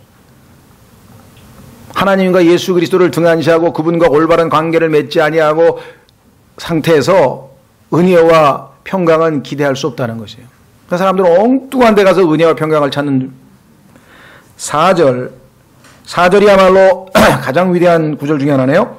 성경에서 예수 그리스도를 통하여 너희에게 주신 하나님의 은혜로 인해 내가 너희를 대신하여 항상 나의 하나님께, 맞나요? 이거 고린도 전서를 폈어 내가. 어쩐지 이상하지 않았었습니까? 고린도 전서를 폈어.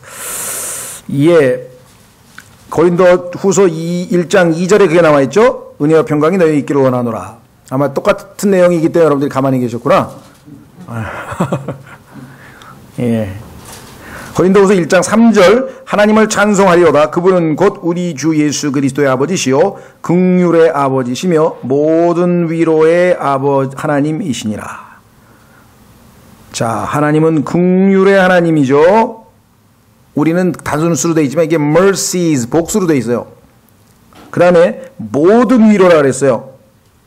여러분이 추울 때든 배고플 때든 괴로울 때든 뭐 어떤 때든지 간에 하나님은 모든 위로를 주실 수 있는 분이죠. 자, 그런데 4절이 이제 우리에게는 일종의 우리 삶의 신앙생활의 표처럼 돼야 되겠죠. 그분께서 우리의 모든 환난 중에서 우리를 위로하시면, 자, 여기서 중요한 것은 모든 환난에서 우리를 끄집어내심은, 이렇게 해석하시는 분이 있어.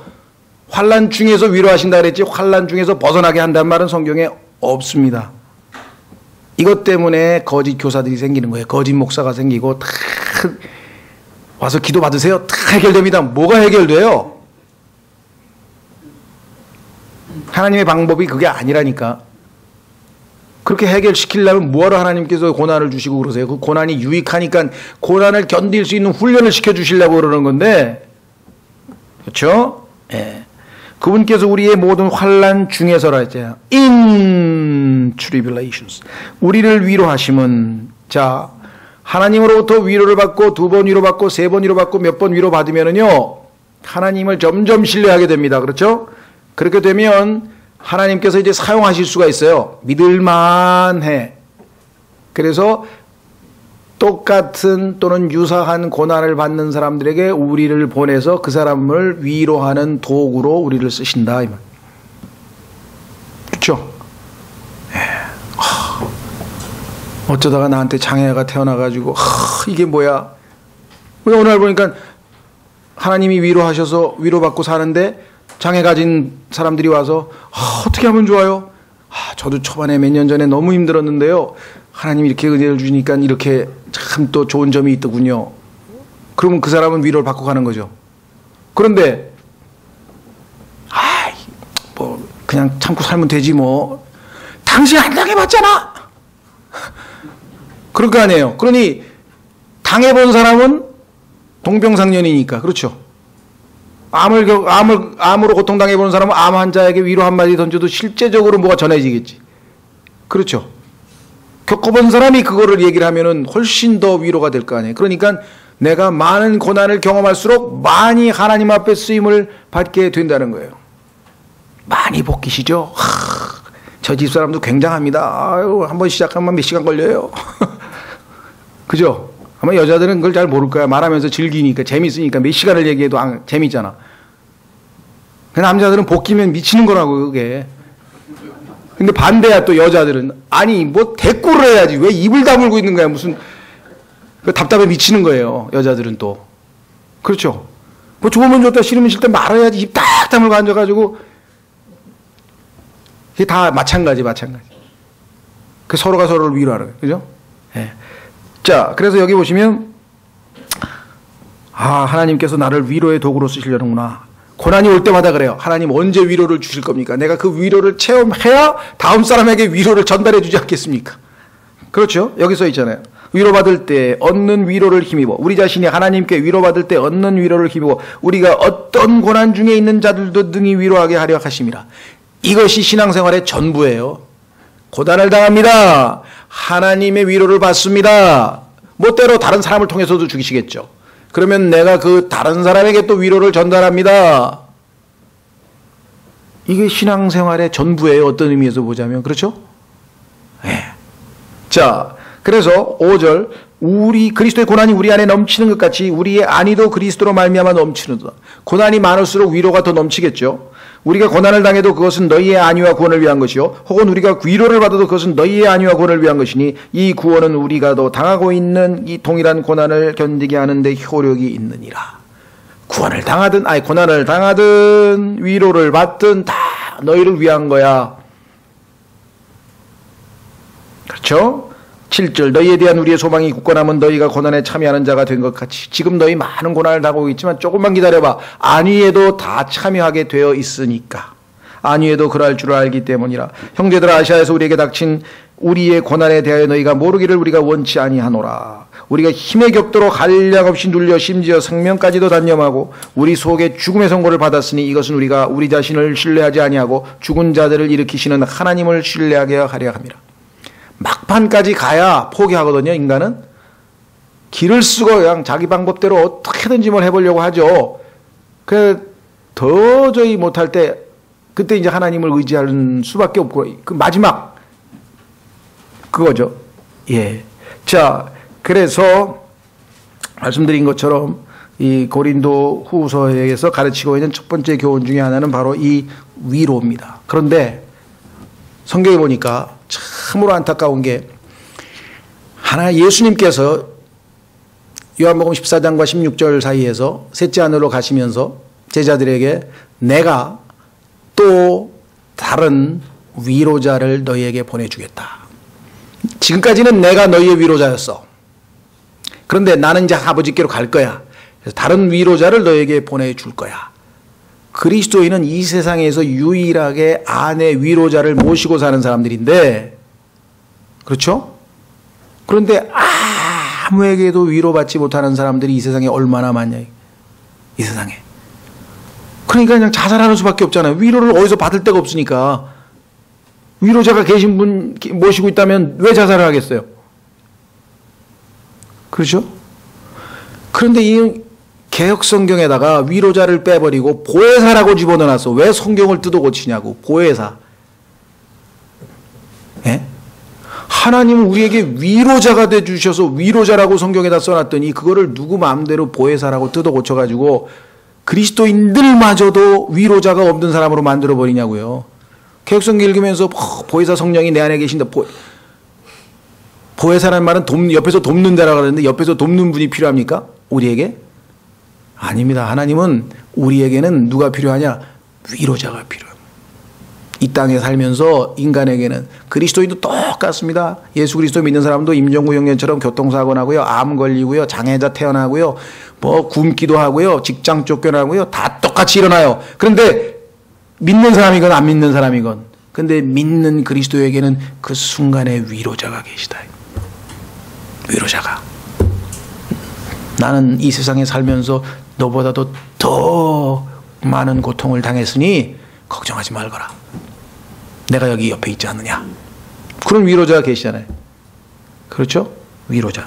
자, 다시 돌아오셔서 이제 한번 분석을 해보죠. 도입은 인사말이니까 아까 우리 잘 봤습니다. 그래서 2절을 다시 한번 깊이 생각해 보세요. 모든 은혜와 평강은 아버지와 아들이신 예수님으로부터 오기 때문에 딴 데 가서 찾으면 안 된다 그랬죠.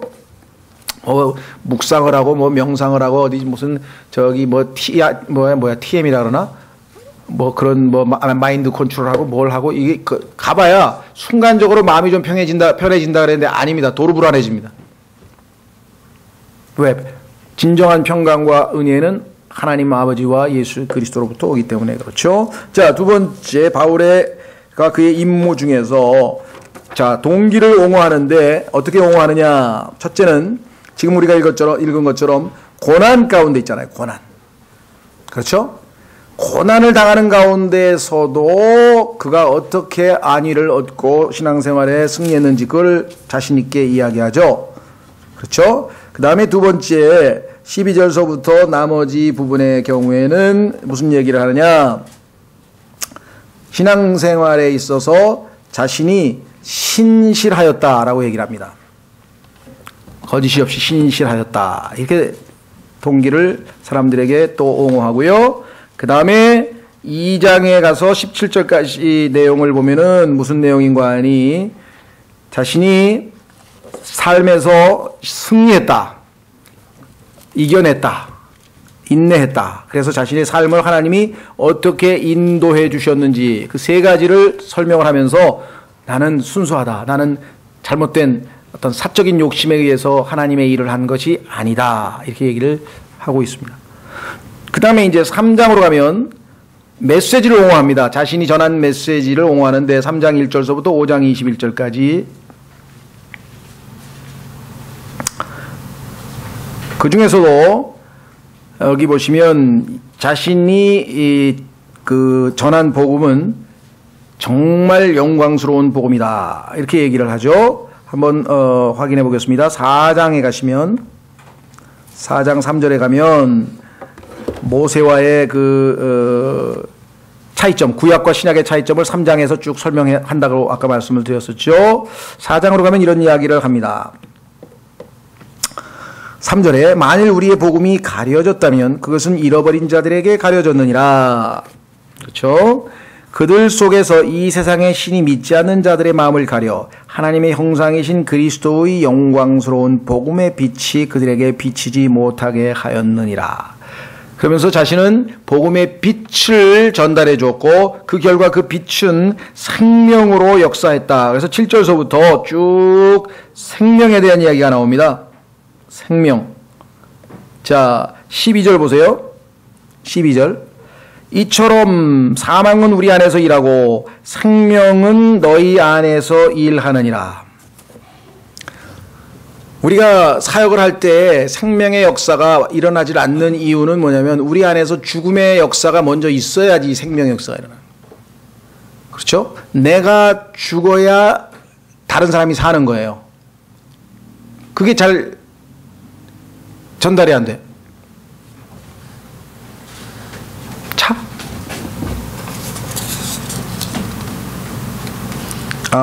차 좀 빼주셔야 되겠네. 벨로스타 3528 차 좀 빼주십사고 부탁이 왔습니다. 그래서 말씀드린 것처럼 그 빛과 생명의 사역인 것이 구약의 의문과 그렇죠. 율법의 사역과는 다른 것이다 하면서 신약의 우월성에 대해서 강조를 하면서 자신의 메시지를 옹호하는 내용이 쭉 나와 있죠. 자, 그래서 이제 넘어가서 5장으로 갑니다. 5장에 가면 이 복음은 미래가 보장이 되어 있는 복음이라고 하는 사실을 강력하게 얘기를 하죠. 그래서 5장 1절에 보면 우리가 아주 장례식에 가면 자주 하는 설교하는 그 내용인데요. 만일 땅에 있는 우리의 이 장막짐이 해체되면 하나님의 건물고 손으로 지은 집이 아니요 하늘들에 있는 영원한 집이 우리에게 있는 줄 우리가 아느니라 하면서 결국은 주님 계신 그곳에 우리가 가 있게 될 것. 그래서 6절 그러므로 우리가 항상 확신에 차서 우리의 몸 안에서 집에 거하는 동안에는 주로부터 떨어져 있는 줄 아노니 우리는 믿음으로 걷고 보는 것으로 걷지 아니하노라. 내가 말하오니 우리가 확신에 차서 원하는 것은 차라리 몸을 떠나 주와 함께 있는 그것이라. 우리의 진정한 소망은 빨리 몸을 떠나서 주님께로 셋째 하늘에 가 있는 그것이다 라고 아주 당당하게 복음의 확신을 이야기하고 있는 내용이 나와 있죠.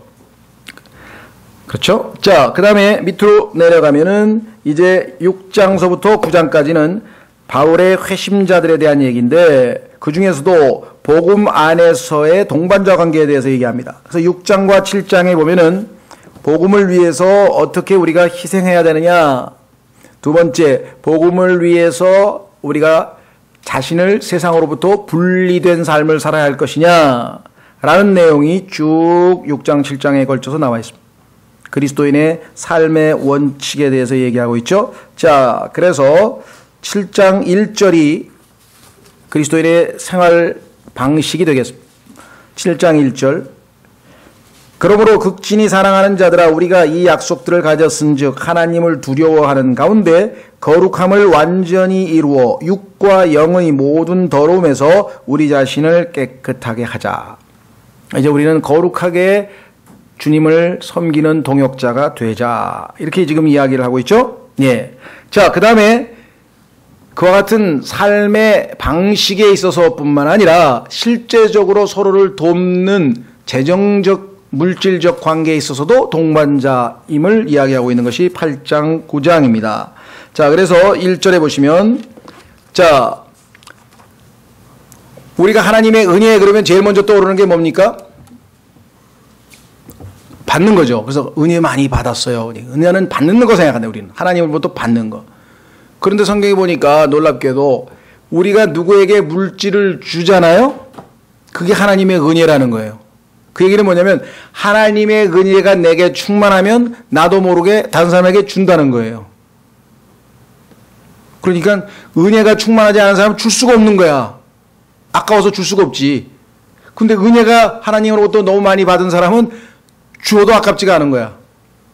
자, 그래서 8장 1절에 보세요. 또한 형제들아 8장 1절 마게도니아의 교회들에게 베푸신 하나님의 은혜를 우리가 너희에게 알리노니 그렇게 얘기했죠. 자, 6절. 그러므로 우리는 디도에게 요청하여 그가 이미 시작하였은즉 같은 은혜를 또한 너희 안에서 끝낼 것을 구하였느니라. 그게 무슨 소리냐면요. 마게도니아에 있는 사람들이 예루살렘에 있는 성도들이 지금 굉장한 이 물질적인 고난을 겪고 있고 가뭄이 들어서 먹고 살기가 어려운데 헌금을 했다. 그렇게 마게도니아 사람들은, 근데 그 사람들은 자신들도 먹고 살기가 힘들 정도로 어려운 상태인데도 하나님의 은혜가 임하니까 헌금을 하더라. 2절. 고난의 큰 시련 속에서도 그들의 넘치는 기쁨과 극심한 가난이 그들로 하여금 풍성하고 너그러운 선물을 넘치도록 하게 하였도다. 얼핏 읽으면 모순이죠. 아니 이게 무슨 소리야? 고난의 큰 시련 속에서도 그들의 넘치는 기쁨과 극심한 가난이 그들로 하여금 풍성하고, 아니 극심한 가난한데 어떻게 풍성하게 헌금을 해? 이게 은혜가 할 수 있는 능력이에요. 하나님의 은혜가 넘치면 과부가 두랩돈 가면서 이거 오늘 저녁 먹을 건데 나는 이거 돈 내면 굶는데, 근데 은혜를 받아서 그냥 드렸어요, 하나님께. 그런 역사가 일어났어. 그래서 7절에 보니까 이제껏 여태껏 너희가 잘했던 그런 것뿐만 아니라, 즉 뭐냐, 그러므로 너희가 모든 일 곧 믿음과 말과 지식과 모든 열심과 우리를 사랑한 일에 풍성한 것 같이, 지금껏 너희 신앙생활 잘했어, 아주 풍성하게. 그런데 이번에 은혜도 잘 받았으면 좋겠다. 어떤 은혜? 이 은혜도 풍성할지어다. 예루살렘에 있는 어려운 처지에, 어려운 상황에 있는 사람을 돕는 그 은혜에도 너희가 더 풍성했으면 좋겠다. 그러니까 은혜는 주는 것은 은혜다 그랬습니다. 그뿐만 아니라 8장 14절로 가면 감사함에 대한 이야기가 나옵니다. 그렇죠?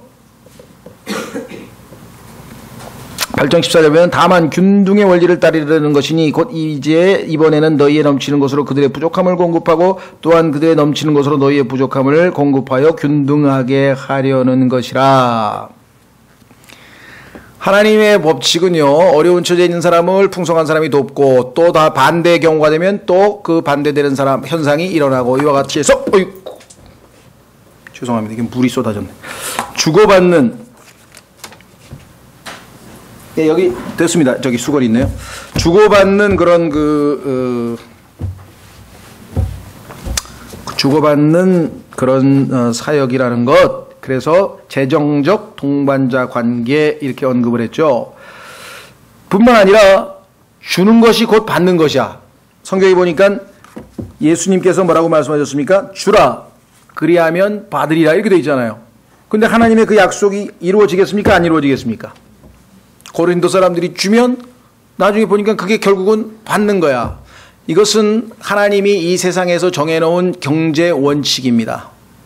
심으면 나게 돼 있어요. 인풋, 컴퓨터에다가 입력을 하면 출력이 되는 거예요. 그렇죠? 입력도 안 하고서 출력시키면 나오나요? 안 나오잖아요. 투자를 해야 뭐가 나오지. 근데 후진국은 투자가 없잖아요. 우리나라 같은 나라는 투자금이 없어. 돈이 없으니까 투자를 못하니까 경제가 엉망인데, 그래서 돈 꾸어다가 원조금 갖다가 투자를 일단 하니까 뭐가 생산이 되고, 그 다음에 이렇게 돌아서 그게 외부에서 수혈이 돼야 돼요. 수혈이. 그렇죠? 예. 자, 그래서 여기 나와 있는 것처럼 외부에서 이와 같은 도움을 서로 주고받는 관계가 되었다 그랬습니다. 자, 그 다음에 이것은 기쁨으로 해야 됩니다. 기쁨으로. 자, 7절 보세요. 9장 7절. 여러분들 요즘에 가끔 방송에 보면요, 우리나라에도 저거 있죠. 봉사. 요즘에 우리나라도 자꾸 이제 그런 걸 방송에서 봉사하라고 막 하니까, 또 애들은 뭐 봉사 안 하면 뭐 점수도 안 주고 막 그러다 보니까 이제 여기저기 봉사 다니는 게 있잖아요. 그러다 보니까 봉사하는 맛을 알게 된 거예요. 이게 가서 힘들게 남 봉사하고 뭐 이렇게 헌금 또 도와주고 막 이게 손해 나는 것 같았는 줄 알았는데, 나중에 알고 보니까 오히려 이게 더 자신들을 행복하게 해줬다. 이런 고백들을 많이 하잖아요. 그 뭐 유명한 탤런트 또 차인평과 그 사람들도 뭐 나와서 막 자기가 뭐 이랬는데 이랬다 그러고 뭐라고 또 그렇게 해서 방송에서 자꾸만 이제 그런 분위기를 우리나라 쪽으로 몰고 가죠. 뭐 그건 긍정적인 것 같아요. 그러나 이제 문제는 하나님께서는 우리의 속마음을 보기 때문에 왜 주었느냐. 첫째, 하나님이 내 마음에 은혜를 주셔서 기쁨으로 줬다. 둘째, 하나님을 믿었다. 왜? 주면 받는다고 했으니까. 그렇죠? 하나님 말씀을 신뢰했다. 등등등등. 그리스도인은 하나님과의 관계에서 이 문제를 바라보는 것이고, 세상 관점에서도 하나님의 원칙이 적용이 돼요. 주라! 그러면 받는 거야. 먼저 들어가야 돼. 그렇죠? 자, 그래서요, 여기 나와 있는 것처럼 7절, 저마다 자기 마음속에 정한 대로 낼 것이요. 9장 7절입니다. 마지못해 하거나 억지로 하지 말지니 하나님은 즐거이 내는 자를 사랑하시느니라. 이렇게 얘기를 했죠. 결국은 이것은 다 하나님의 선물입니다. 15절, 이루 말할 수 없는 하나님의 선물로 인하여 그분께 감사하노라. 그래서 이 물질에 관한 그리스도인의 이 자세가 8장과 9장에서 잘 나와 있고, 이것은 그리스도인이 친밀해질수록 이 문제도 자연적으로 협조가 가능하겠죠. 자, 그래서 네 번째로 갑니다. 이제는 바울과 그의 비판자들에 대한 얘기가 나옵니다. 자, 앞부분에서 자신이 어떤 동기로 사역을 했으며 자신의 복음은 어떤 메시지였는지를 옹호하면서 자신을 지금 변명하고 옹호하는 가운데, 이번에는 조금 강력하게 그러한 자기에 대해서 잘못 비판하고 있는 자들이 왜 잘못됐는지를 강력하게 지금 이야기를 하는 장면이에요. 그래서 10장, 11장, 12장에 나와 있는 내용을 잘못 읽다 보면은 이거 좀 바울이 이건 너무 심하게 비판하는 거 아닌가 싶을 정도로 상당히 비판합니다. 근데 전후 문맥을 다 읽어보면 그 이유는 뭐냐? 이들을 위함인 걸 알 수 있어요. 왜냐하면 이 사람들이 잘못된 예수, 다른 영, 다른 복음을 받아들여가지고 지금 빗나가고 있거든요. 그래서 이 사람들을 정신 차리도록 나를 치면서, 왜? 진리에서 벗어나 있으니까. 이들이 추종하는 자들이 어떻게 엉터리 가짜 교사요 사역자인지를 들춰내줘서 이들로 하여금 아, 속았구나, 다시 예수 그리스도 안에 있는 단순함으로 순수함으로 돌아와야 되겠다고 돌이킬 수 있는 계기를 만들어주기 때문에 겉보기에는 강력한 비판 같지만 사실은 내적인 동기는 아까도 얘기했지만 사랑으로 진리를 이야기하고 있는 것이에요. 그걸 이해하지 못하면 바울 이거 이렇게 심하게 비판해도 되는 건가 싶을 정도의 내용들이 실제로 여기 들어 있습니다. 그래서 1절 보세요. 10장 1절, 나 바울은 이제 그리스도의 온유함과 부드러움을 힘입어 직접 너희에게 간청하노라. 이렇게 시작하잖아요. 그리스도의 온유함과 부드러움을 힘입어. 그렇죠? 그래서 쭉 이제 비판자들에 대한 언급을 하게 됩니다. 그래서 자신이 사람들보다 여러 가지 외모나 무슨 말주변이나 이런 것에 대해서 능하지 않다고 해서 그것은 그런 판단을 해서는 안 된다. 영적인 능력이 있는지 없는지 너희가 봐야 되지 않겠느냐 하면서 쭉 설명을 하고요. 그 다음에 11장으로 가면 자신의 사도 직분에 대해서 담대하게 선포하고 있는 내용이 쭉 나와 있습니다. 그렇죠? 그래서 자신이 본을 보인 일, 그 다음에 특히 12장에 가면 하늘나라에 올라갔던 경험했던 일, 그렇죠? 이와 같은 모든 것들을 쭉 설명을 하는데, 그 중에서 우리 그리스도인의 삶에서 가장 우리가 깊이 있게 묵상하고 실천해야 될 것은 바로 무엇인가? 그것은 바로 7절서부터입니다. 고린도후서 12장 7절. 고린도후서 12장 7절. 찾았습니까? 예, 거기 보시면 계시들이 넘침으로 말미암아. 바울만큼 하나님으로부터 계시를 받은 사람이 없죠. 아라비아에 가가지고 있는 동안에 하나님께서 1대1로 기도하는 가운데 정말 에베소서 내용 전체는 바울에게만 계시됐다고 성경에 나올 정도로 주님의 몸된 교회에 대한 엄청난 계시가 들어 있었어요. 특히 에베소서 보면은 야, 정말 뭐 입이 쩍쩍 벌어질 정도로 엄청난 내용들을 기록을 해놨다. 그러니까 누가 봐도 당대 최고로 하나님 앞에 쓰임받은 사람이 바울이다 보니까 교만해질 것을 염려해서 하나님께서 어떻게 자기를 낮추셨는지를 얘기하고 있는 것이에요. 자, 보세요. 내가 분량 이상으로 높여지지 않게 하시려고. 우리는 인간이다 보니까 어떤 사람이 너무 막 이렇게 하나님 앞에 쓰임받고 능력이 있고 뭐 이렇게 말도 잘하고 막 이렇게 은사가 있고 이렇게 보면은 그 사람을 이렇게 높이게 되잖아요, 자꾸만. 인간이다 보니까, 그렇죠? 사실은 하나님께서 쓰신 건데. 그러니까 바울도 주변에서 야 바울, 야 사도 바울, 야 바울, 그래도 자꾸 듣는 거야, 그 얘기를. 그러면 인간이다 보니까 겸손하고 싶어도 가만있어 봐, 나 대단한 사람인가? 아니, 그런가? 이렇게 된다고요. 그러다가 자기도 모르게 그냥 어깨에 힘 팍 주고 지금 다 나가 자빠져가지고 다 하나님께서 촛대를 옮겨버린 사람이 어디 한둘인가요, 지금? 거기에서 벗어나기는 정말 어려워요. 성경에 보니까 다윗마저도 가만히 있어봐. 내가 점령한 이 내 부하하고 백성이 도대체 몇 명이나 되는 거. 오우, 야, 한번 쉬어봐봐. 요압한테 시켰잖아요. 그게 하나님 앞에 거슬리는 행동이었죠. 그렇죠? 벌써 자기가 지금 높임받는 거잖아. 올라가는 거잖아. 바울은 그럴 소지가 너무나 많았어요. 워낙 계시를 많이 받고 그러다 보니까 심지어는 셋째 하늘까지 올라왔던 체험까지 했잖아요. 그럼 어떻게 해서 하나님께서 자 주께서 내게 육체 안에 가시고 사탄의 사자를 주사 나를 치게 가셨으니 이것은 내가 분량 이상으로 높여지지 않게 하려 함이라. 높여지면 마귀 편으로 넘어가는 거예요. 왜? 마귀는 모든 교만한 자들을 다스리는 왕이라고 욥기 41장에 써 있잖아요. 예? 소속은 신분은 하나님의 아들이야. 그런데 행동은 마귀 부대에서 활동해. 그럼 어떻게 되는 거니? 교만 때문에. 그러면 정신분열이 생길 거 아니에요. 소속은 이쪽인데 행동은 이쪽으로 하면. 그럼 정신건강이 올바를 리가 없지. 마음이 평안할 리가 없고. 그렇죠? 자 8절 내가 이 일로 인하여 그것이 내게서 떠나가도록 주께 3번 간청하였더니 오죽하면 이게 사탄의 사자에다가 육체 안에 가시면 가시가 육체 안에 박혀 있으면 얼마나 괴롭겠습니까? 사자도 발바닥에 가시가 박히면 그냥 절절 매잖아요. 막. 그렇죠? 그 이솝우화에 보면 그거 좀 빼달라고 막 빌고 그러잖아, 사자가. 어? 그런 판이니 기도를 3번 했는데 그분께서 내게 이르시되 내 은혜가 내게 족하도다. 이게 우리가 생각할 때에는 좀 냉정하신 것 같지만요. 여기서 만약에 하나님께서 감정에 이렇게 약해져가지고 우리가 하도 불쌍해가지고 그냥 우리를 들어주면은 망가져버린다, 우리가 다. 이게 부모들이 자녀 교육에서 실패하는 결정타가 애가 하도 처량하게 막 죽겠다 그러고 막 이러면요. 거기서 그냥 마음이 약해져가지고 그냥 덮어져버리고 넘어가버리고 엉성하게 그냥 하나님은 절대 그러실 분이 아니에요. 우리의 유익을 위해서라도 바울 됐다. 너는 그 고난을 당할 수 있어. 내가 은혜로 함께 하마. 그러나 그 고난은 죽을 때까지 가지고 가야 돼. 평생 아파야 돼요? 맞아. 그게 네 운명이야. 어떻게 생각하십니까? 그러면 나 이제 그리스도인 안 할래요. 그럴 거예요? 하나님께서 그래? 그럼 오늘부로 내가 너를 하늘나라로 데려올게. 됐어?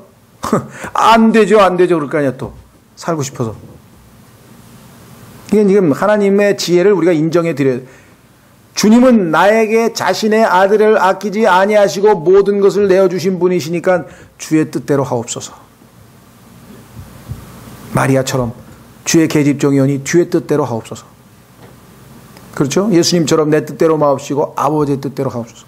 자, 그래서 나의 강한 능력은 약한 데서 완전해지느니라. 네가 강하면 내가 강하게 역사할 수가 없어. 그러므로 내가 오히려 크게 기뻐하며 나의 연약한 것을 자랑하리니. 그러니까 내가 이제껏 누가 봐도 강력한 하나님의 사도로 활동할 수 있었던 것은 하나님의 역사고 나는 약했구나. 이것은 그리스도의 권능이 내 위에 머무르게 하려 함이라. 그러므로 드디어 깨달았어요. 이 영적 법칙을 깨달으면요. 겸손하게 나약함 가운데 고난 가운데 가난 가운데 머물러 있으면서 하나님의 능력을 바라는 것. 그러므로 내가 그리스도로 인하여 연약한 것들과 치욕과 궁핍과 핍박과 고난 당하는 것을 기뻐하노니. 그렇습니까? 이런 거 다 기뻐하세요? 여러분들 지금 이런 상황이 있으면은 자, 연약해. 강하지가 않아. 연약한 가운데 기뻐합니까? 고통스러워하고 막 힘들어하지 않고 치욕 중에 있어요. 궁핍을 당하고 있어요. 핍박을 당하고 있어요. 고난을 당하고 있어요. 그런데 그 와중에서도 여전히 기뻐해? 왜? 결국은 이 상황에서는 내가 어떻게 할 방법이 없어. 하나님께서 나를 통해 역사하시는 수밖에는 답이 없다는. 그 바울은 그 비결을 드디어 깨달았습니다.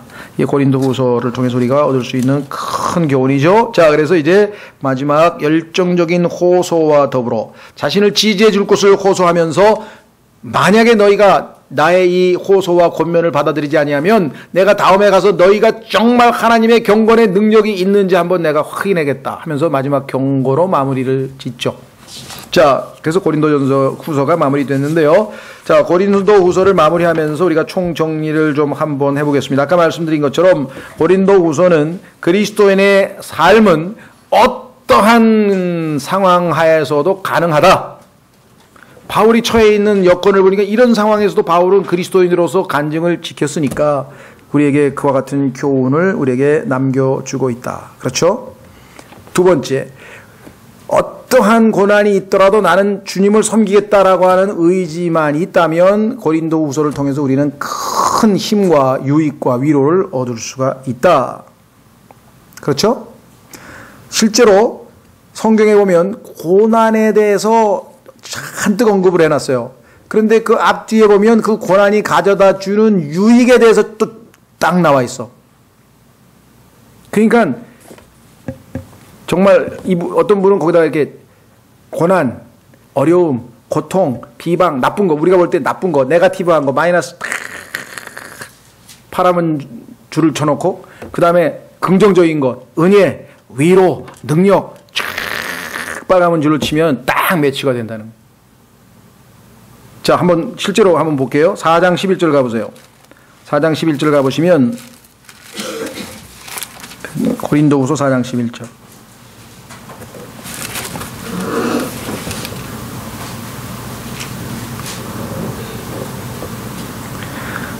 가만 있어봐. 4장 11절. 6장, 잠깐만요.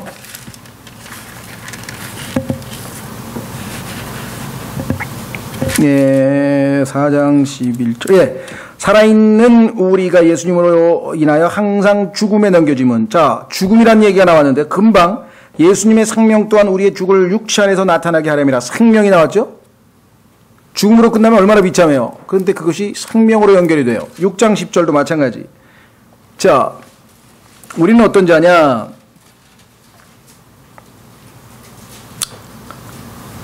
10절. 근심하는 자 같으나 항상 기뻐하고, 가난한 자 같으나 항상 많은 사람을 부유하게 하며, 아무것도 없는 자 같으나 모든 것을 소유한 자로다. 자, 그래서 하나님께서 함께 하시면 어떤 상황 하에서도 우리가 능히 하나님으로 말미암아 신앙생활을 헤쳐 나갈 수가 있다. 이렇게 결론을 낼 수가 있겠죠. 자, 그 다음에 이제 마지막으로 한 가지 보충하고 마치려고 하는데, 그것은 뭐냐? 아까 다른 영, 다른 예수, 다른 복음, 그렇게 해서 오늘날 사탄은 우리가 생각하는 것처럼 사복음서에 등장하는 것처럼 무슨 막 이 입에 거품을 물게 하거나 무슨 막 쇠사슬을 끊고 막 난리를 치거나 어떤 우리가 생각할 때처럼 막이 들린 사람들의 그와 같은 모습으로 역사하지는 않습니다. 지금 과거에 마귀가 그와 같은 외적인 그런 힘을 자랑하면서 역사했었던 시대와는 전혀 다른 시대에 우리가 살고 있어요. 왜냐하면 마귀는 실질적으로는 패배를 당했죠. 그렇죠? 자, 성경에 보니까 마귀가 패배를 당했다고 하는 성경 구절이 어디에 나오냐 확인해 보겠습니다. 히브리서 2장 14절. 히브리서 2장 14절에 보면은 죽음으로 죽음을 권능을 가진 자를 멸했다라고 성경에 기록했어요. 히브리서 2장 14절.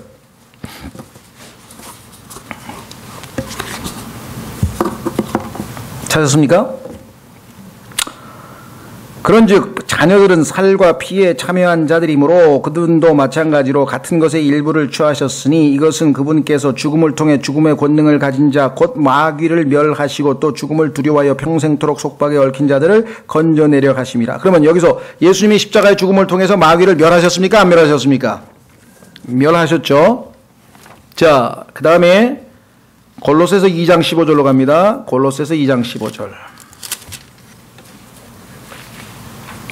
골로새서 2장 15절.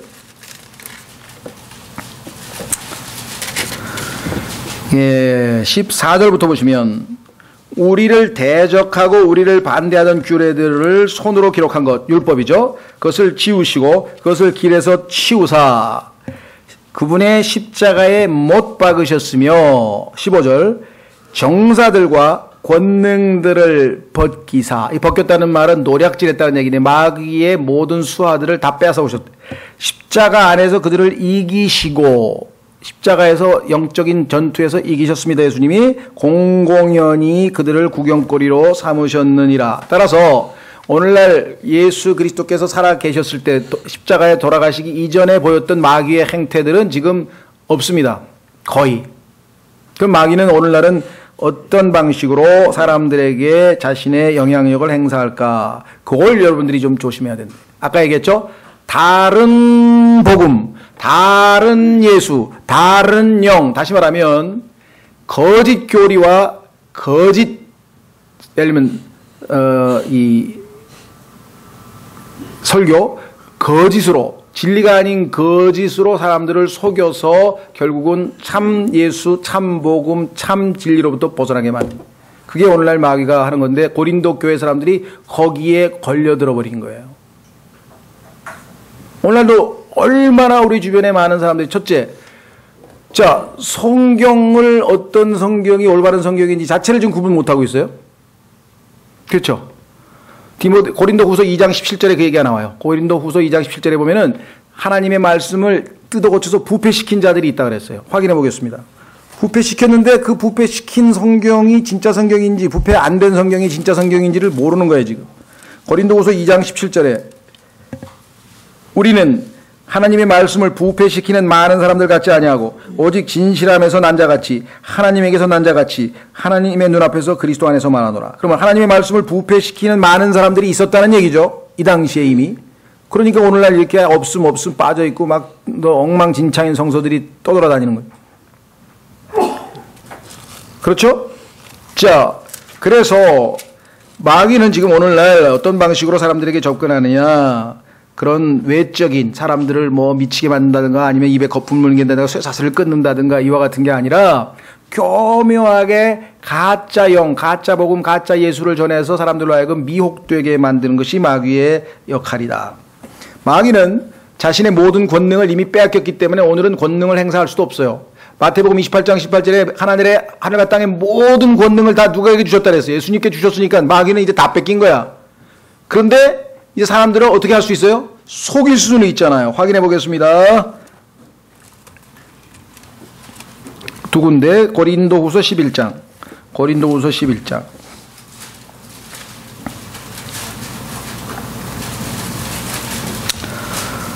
고린도후서 11장 3분절.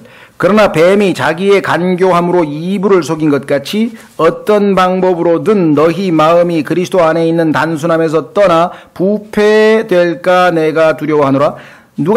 만일 누가 가서 우리가 선포하지 아니한 다른 예수를 선포하거나 혹은 너희가 받지 아니한 다른 영이나 너희가 수용하지 아니한 다른 복음을 받게 할 때 너희가 그를 잘 용납하는도다. 속아가지고 분별력이 없어가지고. 그렇죠? 자, 한 구대의 마지막 디모데전서 가겠습니다. 디모데전서로 가면 마지막 때 어떤 일들이 벌어지는가? 라오디게아 교회 시대 여러분과 제가 살고 있는 이 마지막 때의 특징이 무엇인가? 이렇게 나와 있습니다. 디모데전서 4장 1절. 디모데전서 4장 1절. 이제 성령께서 분명히 말씀하시기를 마지막 때에 어떤 사람들이 믿음에서 떠나 유혹하는 영들과 마귀들의 교리들의 주의를 기울이리라. 하나님의 교리가 아니고 마귀들의 교리인데 그것이 하나님의 교리인 것처럼 빛의 천사처럼 싹 사탕발림으로 다가오니까 그것이 맞는 것처럼 사람들이 행동한다. 그렇죠? 그 중에 뭐 여러 가지가 있겠죠. 예를 들면 그래, 구원은 은혜로 받아. 구원은 은혜로 받지. 하나님은 은혜로 그러나 구원 받은 다음에 죄를 지면 그거를 어떻게 하나님께서 보시냐고 그 지옥에 다시 보내야지. 그런 놈은 뻔뻔스럽게 구원받고 나서도 계속 죄를 져봐. 그걸 어떻게 다 하나님이 용납하시냐고.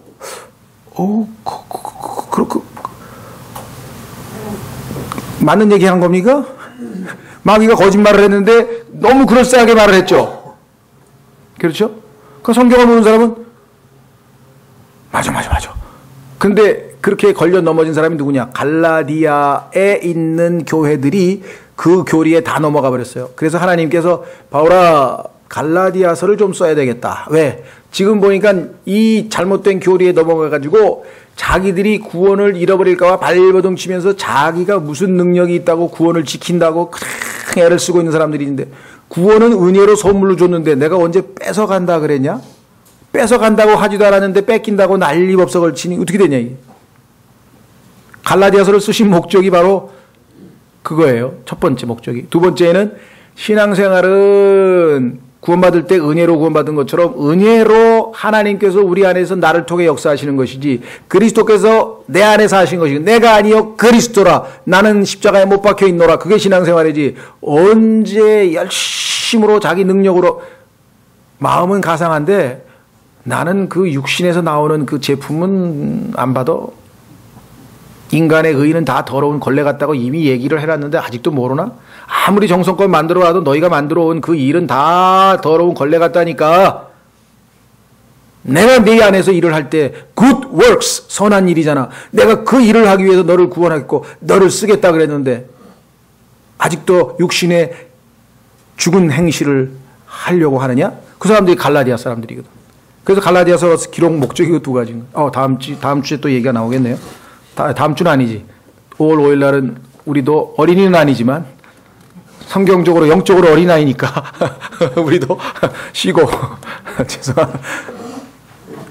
자, 다 이해가 되시죠? 자, 마무리 짓습니다. 4장 디모데전서. 그러면 이들은 위선으로 거짓말을 하며, 진리가 아니에요. 자기 양심을 뜨거운 인도로 지진 자들이라 이들이 혼인을 금하고, 혼인을 금하는 사람이 있죠. 결혼하면 안 된다. 요즘에 그런 분위기를 점점 타고 가는데, 이거는 1차적으로는 가톨릭 교회에서 신부는 사역하는 사람은 결혼하면 안 된다 해가지고 결혼 안 하고, 그 다음에 수녀들도 결혼 안 시키고 그게 1차적인 것이고, 거기에 경향을 쫓아가는 성향이 오늘날 좀 있는 것이고요. 그 다음에 명령할 터이니 음식물은 음식물을 삼가라고. 금요일날 사실은 예수님이 금요일날 돌아가신 것도 아닌데 금요일날 예수님 돌아가신다니까 그날은 고기 먹으면 안 된다. 왜? 그거는 우리에게 육신적 쾌락을 가져다 주니까 우리는 금식하고 고기는 먹지 말자 이런 거 하는 거 사람들 있잖아요. 그러죠? 그 다음에 음식물을 하나님께서 창조하사 진리를 믿고 아는 자들이 감사함으로 받게 하셨느니라. 따라서 요 두 가지만 여기서는 언급을 했어요. 왜? 디모데에게. 그러나 그 이외에도 마귀들의 교리는 셀 수도 없이 많아요. 마귀들의 교리, 하나님의 진리, 그걸 교리라고 하는데, 하나님의 교리에다가 마귀가 부패시켜서 살짝 고쳐놓은 교리를 옆에다가 쫙 쓰면 다 개수는 똑같아. 하나도 그냥 안 놔두고 다 고쳐놨어. 그러니까 얼마나 우리가 정확한 성경으로 정확하게 성령님의 조명과 도우심을 받아서 말씀으로 비교하는, 하나님이 가르쳐 주신 방법으로 정확하게 성경을 배울 때만 고린도 교회 사람들이 마귀에게 속은 것처럼 속지 않는다. 성경에서 예수님께서는 특히 마지막 때에 속지 말라. 마귀는 이제 속이는 자로 우리를 속이는 거지 다른 방식이 아니에요. 제일 마귀가 오늘날 가장 우리를 미혹시키는 것은 속임수다. 진리를 정확하게 배우셔야죠. 자, 오늘은 여기까지 하고 다음 주에 한 주 쉬시고요. 5월 12일 날 우리가 갈라디아서 공부를 하겠습니다.